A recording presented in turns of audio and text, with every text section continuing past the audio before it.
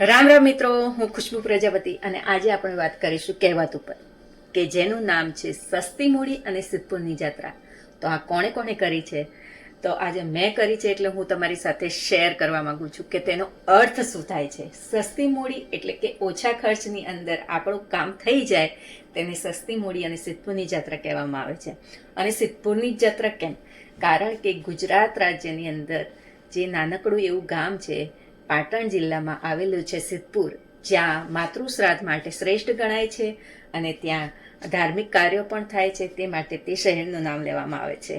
તો વાત હતી એમ કે મારી પાસે આજે મારે ખમણ બનાવવું છે અને તે સ્ટેન્ડ નથી, તો મેં કામ ચલાઉ વસ્તુ યુઝ કરી. જેમ કે મારી પાસે આ હતું કૂકીઝનું કન્ટેનર અને તેનો ઉપયોગ કરી અને આજે હું ખમણ બનાવવાની છું. માટે મને આ વાત યાદ આવી.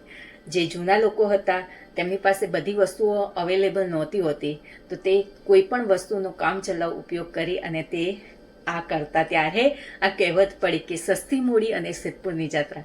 તો કોને કોને આ વાતની જાણ છે? જાણ હોય તો કમેન્ટ કરજો, લાઈક કરજો અને શેર કરજો. ધન્યવાદ. ખમણ છે રેડી અને છે આ સસ્તી મૂડી અને સિદ્ધપુરની જાત્રા.